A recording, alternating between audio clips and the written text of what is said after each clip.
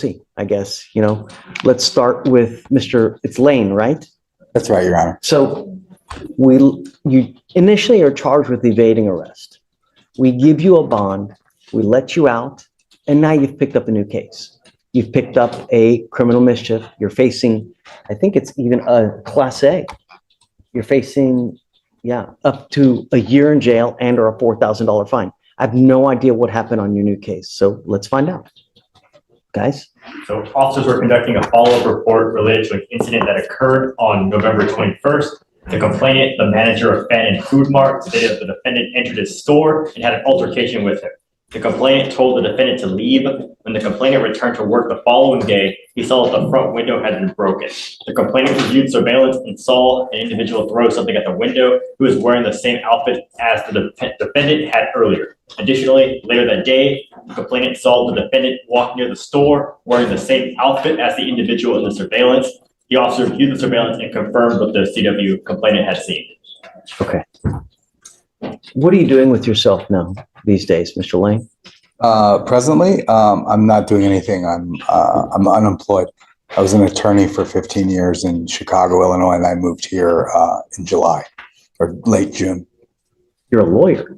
Well, I don't know if I'm currently licensed. I let my license go. I did MCLEs. I was supposed to do them over the summer. I had them due, and All right, pause right here, because this is where things get serious fast. We're talking felony level charges tied to $60,000 to $250,000, multiple counts of identity theft, and fraudulent use of financial instruments. That dollar range alone bumps this into major felony territory, which immediately explains why the prosecution is already opposing bond. Now here's the key question for you watching. If this really is identity theft, how hard is it to prove someone wasn't the one behind the keyboard? Drop your thoughts below, because this case hinges on that exact issue. I just decided not to go back to Illinois. So You didn't like being a lawyer? I love being a lawyer. No, I love. Just stop. I'm sorry. Why stop? Because in order to practice here, which is my new home, it would have been a process of, I think, taking a bar 3 days. I think you guys have. It's awful. Yeah. And I had some other things going on in my life that producing. You have in your life now. Who? Yeah. Family, nobody in this area, but my mother and father, they live in San Francisco area, and my younger sister does too. My father's a retired lawyer, my sister's a lawyer, my older brother is in, a different They know field. that you're here in this now? No. Can we reach out to them? Sure. I mean, if you. Well, here's the problem, Mr. Lane, is that we gave you a free bond, you've picked up a new case. And the last thing I want is to just let you go and you're going to be roaming the streets of Houston. It's just not a good place to roam. And if you've got nowhere to go, if you've got nothing to do, it could be a recipe for trouble. And that's why I want to let you out, but not just to the streets. If you have a place to go to, if you've got family, if someone's willing to take you in, then we can work something. But for you to just be let out on the street. Right. I was going to defer to my counsel here to make these sorts of arguments. I'm not used to appearing in this sort of forum, but I'd be happy to speak to the circumstance of being homeless. Do you homeless. mind if he reaches out to family to see if they can help? I'm not sure. Well, again, I can reach out to any family members if you want, if you're comfortable with me doing that. I just don't want to do that if you don't want me to, but. Well, I don't understand the purpose to have them pay a bond. No. For help. What Judge is concerned about is you having some sort of place to stay where you're safe, so that you can comply with bond conditions, come to court when asked, and we know that you have a place to be. So if that's a homeless shelter or Star of Hope or something. More importantly, that you, number one, don't get into any trouble, and number two, don't be a danger to the public, because we want our public to be safe, secure. That's it. And if you're on the street, you're roaming, you've got nowhere to go, you've got no food to eat, it's a recipe for disaster. But if we can get your family involved and let them know what's going on with you now. Perhaps they're willing to come down, speak with you.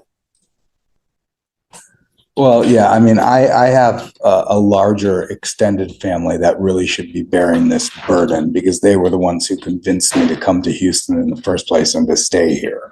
You can reach out to whoever you want. Doesn't matter. Yeah. It doesn't matter. Anyone you want. As long as they have a phone number, then hey. Well, sure. I mean, I'm amenable to that. I'm not sure if that's a solution here that has anything to do with my bond, or because they gave me like a $5,000 bond or something. I don't really know. Yeah, your bond's now, it's $100 on the evading, and then it's $5,000 on the criminal mischief. Is there anyone you could stay with in the Houston area?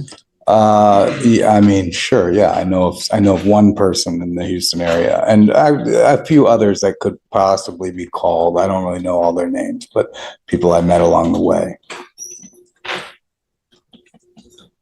Are you comfortable with me calling someone for you in the Houston area?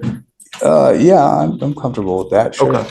But, let's see who you try to reach out to see how we can get Mr. Lane some help. Okay. And Judge, when you plan to give him a personal bond, and maybe when we No. I want to first see who we can reach out to first.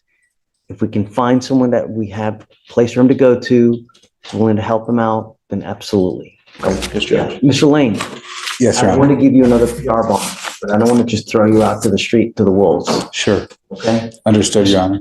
James is great. He's here to help you.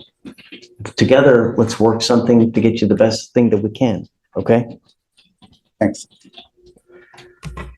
Mr. Smith, not very happy with you.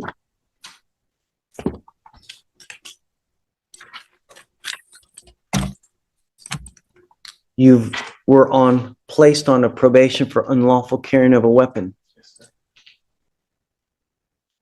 While you were on that probation, you absconded. This is a crucial legal moment most people miss. The judge is explaining extradition rules. Once someone waives extradition, the clock starts ticking. Tennessee now has a limited window to physically pick her up. But here's the twist. Even if Harris County releases her, that warrant doesn't disappear. It just waits. So ask yourself, would you voluntarily travel to another state to face charges you swear aren't yours? That's the gamble sitting right in front of her. Multiple times, meaning you took off. In March of 23, you picked up an assault.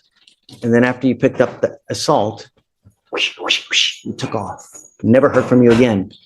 The only reason we have you now is because you picked up a criminal trespass. Can I speak on the March case? Don't.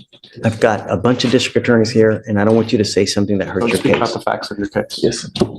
The problem is that your lawyer is asking me to give you a PR bond to get you out. But I know if I give you a PR bond, you're going to take flight. We'll never see you. And this is where bond decisions turn cold and mathematical. High-dollar allegations plus multiple felonies equal flight risk in the judge's eyes, even without a criminal record. The court isn't deciding guilt here. It's deciding risk. Risk of disappearing, risk of unanswered charges. So here's the question for the audience. Should bond be about punishment or just ensuring someone comes back to court? Let me know what side you're on. Again. How many times have you done it before? It's a rhetorical question. I don't want you to answer, but the problem is I have your bond at 7503 for a reason. Yes, sir. You know what I mean? Yes, sir. So we got to find out what's going on with you as well. What I'd like to do is have you TRAS'd.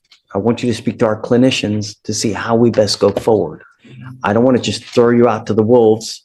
We want to, how do we get better? How do we make sure this doesn't happen again? How do we get you full-time employment so you can start working? Well, He works at I an don't auto shop, know. Judge. Huh? He works at an auto shop. Great. But I need just more than words, right? So I'm going to have you TRAS'd. We'll set you off a couple days to see how we go forward. Okay? You understand? Sir. Okay. Do you have any family here that's willing to help you out in Houston as well? My girlfriend, yes, sir. She was trying to buy me out today. Who else do you have besides that? My mother works for HPD. Okay, that's a great start. Do you mind if he reaches out to mom? Okay, don't say anything here because, I don't want you to give phone numbers or anything like that now. All right, so what we're going to do is we're going to put you guys back. We're going to try to see how we go forward, and then we'll see